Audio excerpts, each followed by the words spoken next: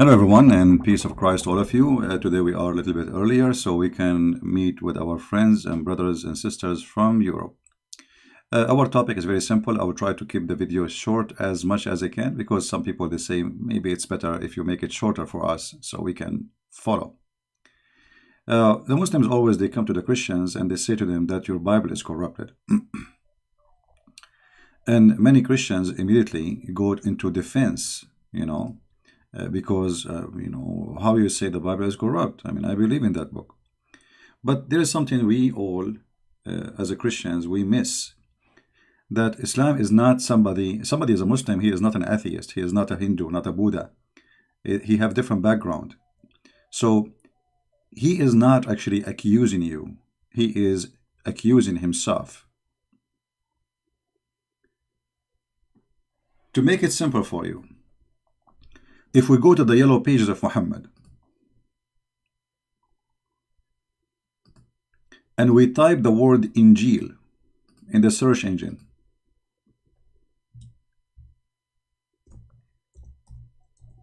Injil, you will find the word appear many times in the Quran, claiming that Allah is the one who sent the Injil.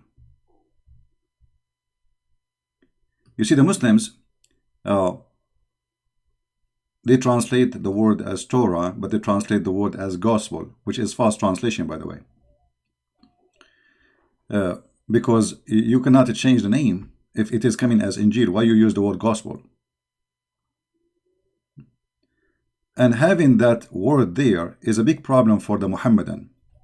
However, starting with the point of accusation that the Bible is corrupted, that is something against Islam, not against me.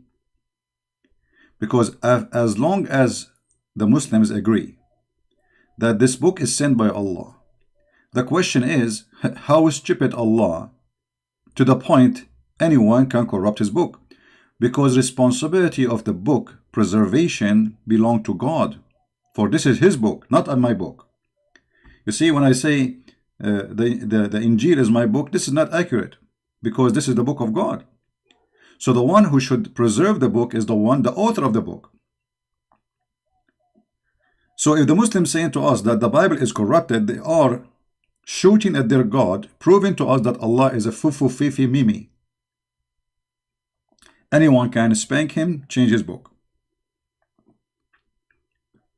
So if you are speaking to a Muslim and he says to you the Bible is corrupt, say to him, okay, the Bible which Allah he sent is corrupt.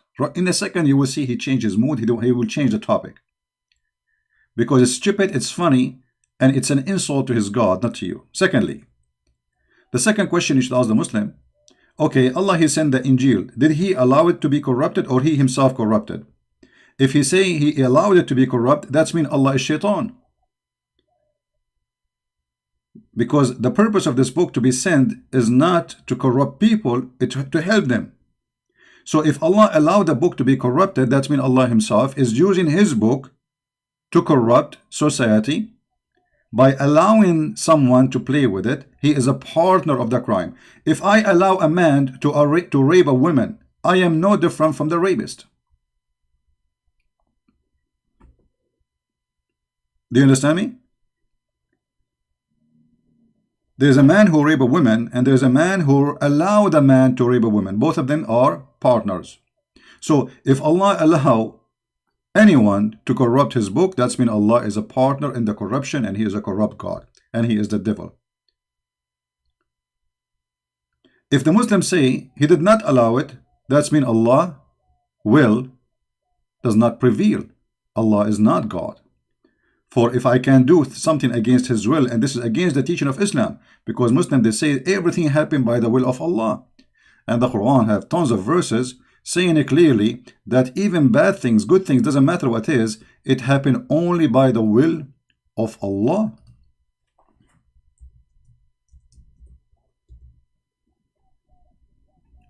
All those verses confirming to us that Allah is behind it. Chapter 64, verse number 11 says that no disaster, no bad things happen to you except by the will of Allah. i.e., the decision of qadr, which means the divine determine. So Allah is the one who prepared. So before Allah He sent the Injil, He prepared a plan to corrupt the Injil. How stupid that is. Are we listening? So listen to this. Before Allah He sent the Isa, and before He gave him the book, He decided that He will send the Isa and He will corrupt his book. Who is the one who decided that? Allah. Do you see it? So when we say Islam officially is a stupid low IQ cult, we mean it. Nothing bad happened except by the will of Allah. Is corrupting the book, the Bible is bad or good? I mean, if this is good, what is bad then? You know what I mean? So it's very easy to defeat this stupid cult. It just use their own animation against them. Don't yours. Don't waste yours. You know, the Bible says it clearly, you don't throw the jewels under the feet of those who don't respect it. And the purpose of this accusation is just to insult the Bible, because their prophet is not there, except he is the false prophet. Secondly, how in the word Allah He used the word Injil? You know, the Muslims, one of the funny things about Muhammadan, they are like people who repeat the same word, but they don't know what the word means. They keep saying to us that Jesus was sent to Israel. Jesus was sent to Israel. Well, Jesus was sent to Israel. Okay, we agree. Jesus came to his people, but he came for the whole world too. However, if he came to Israel, how his book in the Quran, his name is Injil? I mean, his people are Hebrew. They speak Hebrew. The name of the book is Greek. So imagine I am an Arab, and I am writing a book for the Arab, and my book in Japanese. Because the name of the book is telling you what is the language of the book. The language of the book is Greek. So did Allah send the Injil to the Greek or to the Hebrew? How stupid that is. Muhammad, the author of the Quran, he could not find another name. This is the only name he knew, that they call it Injil, the Greek name. So he decided to use the Injil. But that's mean that the book, all of it, is in a Greek. And that's mean Allah did not send his book to the Hebrew, because the book is in a Greek. He sent it to the Hebrew. You know, the Quran says, listen carefully, the yellow pages of Muhammad says that Allah never sent the book except in the tongue of the people. Except what? In the tongue of the people. Chapter 14, verse number 4. We have not sent the messenger except with the language of his people, in order to make it clear for them. Very simple, very clear. So the message have to be in the language of the people, to the people, who is the messenger from the people. So based in this verse, Jesus was a Greek person, and his language is a Greek, and he was sent to the Greek.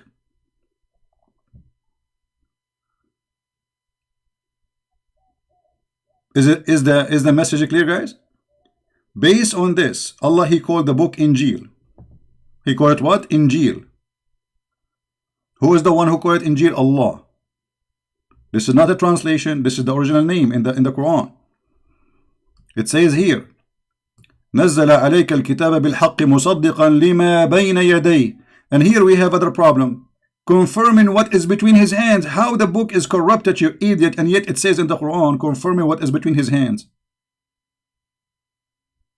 And look in the Muslim translation, they say, try to fabricate, they say, confirming what came before it.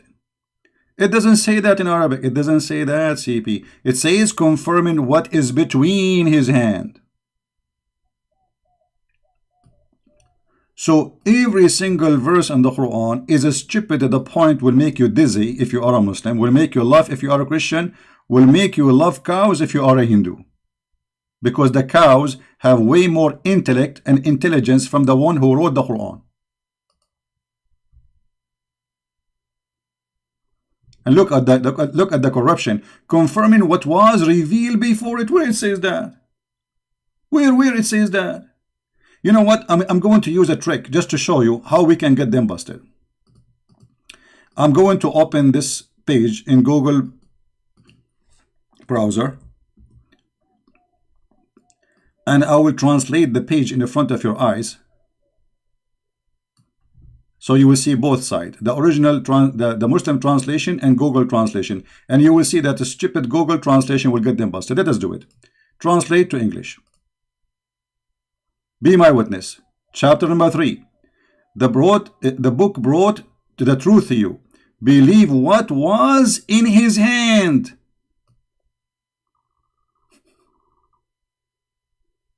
The word was here is actually ma bayna yadayhi. What is between his hands? Do you see it? So the book is between their hands at that time. So how the book is corrupted? And this is in the time of Muhammad. Muhammad confirming what is between his hands. If we go to different verses in the Quran, we will see the Fufu Muhammad, he is even getting himself faster in the quicksand. So he say,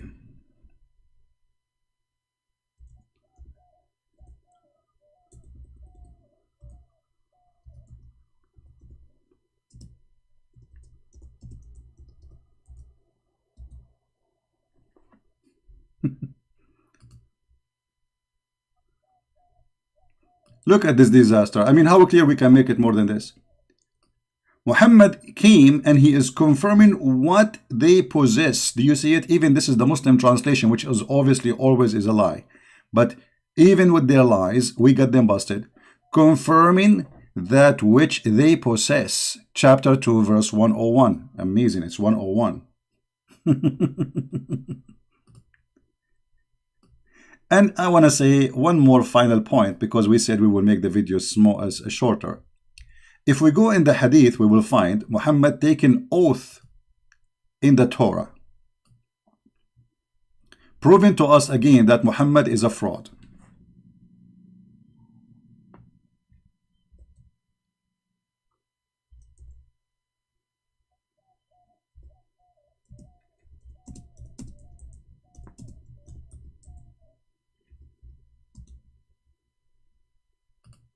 This is Muhammad, and this is an accepted, correct hadith. A group of the Jews, they came to Muhammad asking him about the punishment for fornication. To make the story short, you can read the hadith on your own. It says, he told them, okay, bring the Torah. Muhammad said, the Messenger of Allah, he sat on in a cushion, and he said to them, bring the Torah. And it was then brought. Then he would draw the cushion from beneath him, and he placed the Torah on it, saying, look at this, he's shown respect to the Torah. I believed in thee, and the one who sent revealed thee. Look at this. So how the Torah is corrupted and Muhammad taken oath in it? There's one of two options. Either Muhammad is the same as Obama, he take oath in anything in the front of him, even if it's a goat, for the sake of political gain, which means he's a fraud. Or Muhammad is a true prophet, and he believe in this book, and this book never been corrupted, because he says, I believe in you. So if the book is corrupt, and he swear by a book which is corrupt, obviously Muhammad is corrupt. If you give me a book like the Quran and says to me, take an oath in the Quran, I will refuse, because this is the book of the devil for me. If I accept to take an oath by that book, it's mean I am a devilish, the same as the book I believe in. So if this book is corrupt, obviously it's the book of the devil. It's not the book of God no more. For the devil played with it.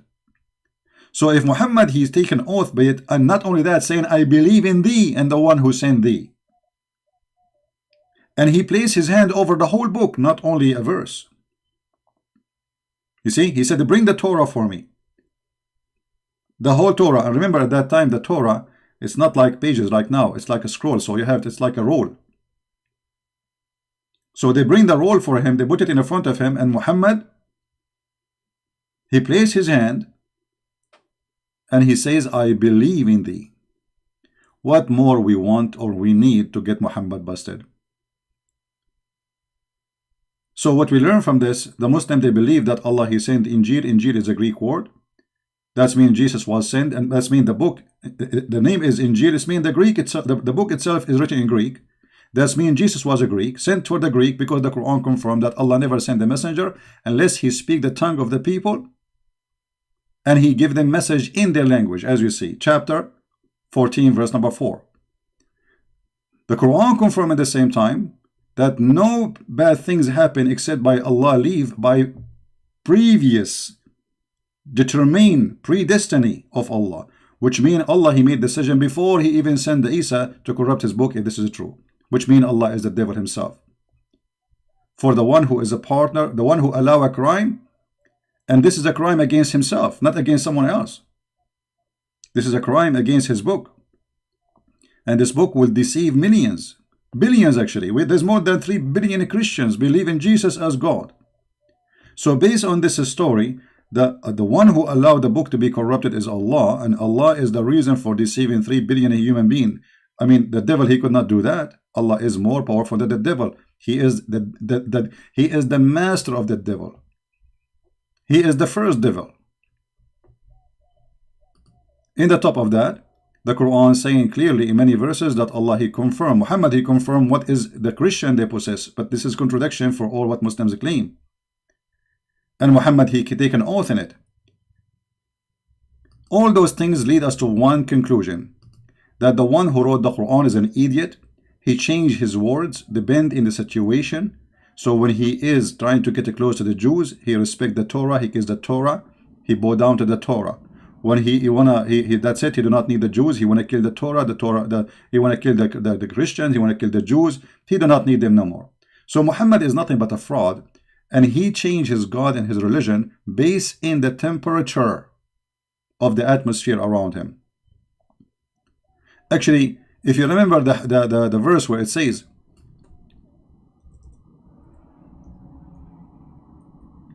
that Allah said, chapter 2, verse 106, nothing of our revelation we abrogate or cause to be forgotten, but we bring something better or similar. That's a very stupid statement. I mean, you abrogate it and you make them forget it to bring something similar. That's stupid.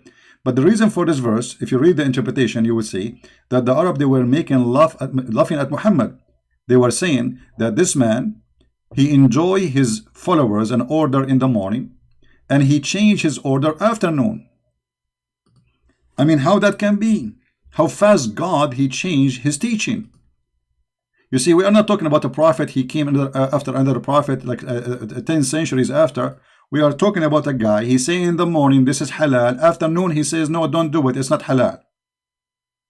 And the Arab, they were laughing at him.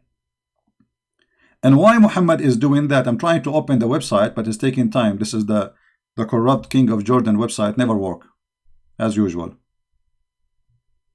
You know, this guy, his book never, his website never work. All right.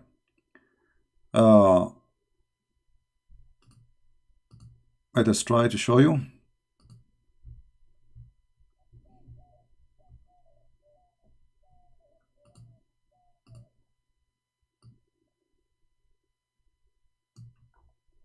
Read carefully with me. This is not, you see the funny, this is written by the Muslims' hands. Look at this. This is Tafsir al-Jalalain, and this is the official website of the King of Jordan, who is the most corrupt person, for he is obviously claiming to be from the children of Muhammad, which is very funny, proving to us how corrupt Muhammad is. Even his seeds are very corrupt. When the disbelievers began to laugh at the matter of abrogation, saying that one day Muhammad enjoyed his companion in one thing, and then next day he forbid it. What is this? What happened? What happened? If Allah, he wrote his book before even he created the earth, how Allah, he sent a verse and then he changed the order of the verse second day? Don't you see it? Obviously this man, he have no dignity. He changed his religion as he wish. He says something, people laugh at it, and then he say, oh, what I did, this is poo-poo, let me change it before they laugh more at me. As an example, to give you one example of the poo-poo of Muhammad, is this.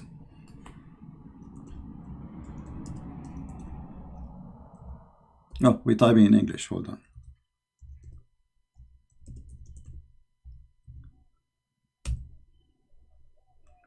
This is one of the poo-poo of Muhammad. Oh, believer, in the law of equality and punishment. Okay, Muhammad now making a very serious law. This is about the blood. This is execution. This is death. In the case of punishment, free for the free. Okay. Slave for the slave. Female for the female. This is justice of God. So if if you kill my wife, I kill your wife. If you kill my slave, I kill your slave. If you are free and you kill a free, I kill the free. I mean, what this is? Muhammad, right away after he made this verse, people, they start laughing at him. The Jews, they start saying to him, this is not the law of eye for eye, you idiot. Eye for an eye is not like that. This is toes for an eye. How in the world this man, he thought that this is the law of Moses, which an eye for an eye? So right away Muhammad, he abrogated this verse because they start laughing at him. And this is a very serious law. I mean, this is about the punishment of crimes. How you change it over day? But because Muhammad is a fraud, he is a dummy. Whatever he say, the Muslim, they say it is yummy. And when you are a dummy, you find it yummy, for you are dummy, and what we can say more. So if a fool like Muhammad can fool you, how fool are you? If a fool like Muhammad can fool you, how fool are you? With this, I finish my video for today. I hope we learn something good. So when the Muslims accuse you of the Bible corruption, don't defend the Bible, just laugh. Show them the verses, says, okay, you are saying to us that the Bible of Allah is corrupt. Ha ha ha ha, stupid idiot. That's mean your God, Allah, cannot be God. For your God, supposedly, he promised nobody can corrupt his book. And we can show tons of verses more.